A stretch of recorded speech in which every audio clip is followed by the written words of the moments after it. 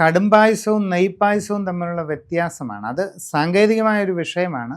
ഇത്ര അളവ് അരിക്ക് അതിൻ്റെ കൂടെ ചേർക്കാവുന്നതിൻ്റെ പരമാവധി ശർക്കര ചേർത്ത് അതിൻ്റെ കൂടെ കുറച്ച് ജീരകപ്പൊടി, ഒരു നേരിയ എരിവിന് വേണ്ടിയിട്ടുള്ള ഒരു നുള്ള് ഏലക്കാപ്പൊടി, കൽക്കണ്ടം, മുന്തിരി, ഇങ്ങനെ അനുസാരികളോട് ചേർത്ത് കടുത്ത മധുരത്തോടു കൂടി ശർക്കരയുടെ അളവ് വളരെ കൂട്ടി, അതിനൊരു കണക്കുണ്ട്, അങ്ങനെ ചെയ്യുന്നതാണ് കടുംപായസം.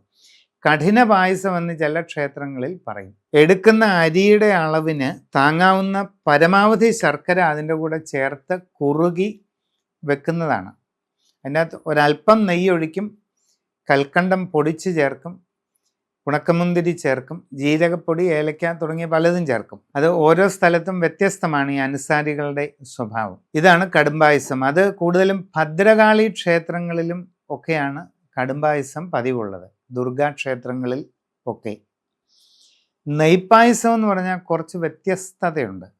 അതിൽ ചേർക്കുന്ന ശർക്കരയുടെ അളവ് ആവശ്യത്തിന് മാത്രമാണ്. ആ അരിക്ക് ആ അത്യാവശ്യമുള്ള അളവിൽ നേരിയ മധുരം ഉണ്ടാകണം. എന്നാൽ നെയ്യ് കൂടുതലായിട്ട് ചേർക്കും. നെയ്യുടെ അളവ് കടുംപായസത്തിനെയും സാധാരണ പായസത്തിനെയും അപേക്ഷിച്ച് കൂടുതൽ അളവിൽ നെയ്യ് ചേർത്ത് അതിൻ്റെ ടേസ്റ്റ്, അതിൻ്റെ രുചി മറ്റൊന്നാണ്, വ്യത്യസ്തമാണ്. അത് ഈ കട്ടിയായിട്ടിരിക്കത്തില്ല, പകരം ദ്രവരൂപത്തിലുള്ളതാണ്. ദ്രവരൂപത്തിലുള്ള ഒരു പായസമാണ് നെയ്പായസം.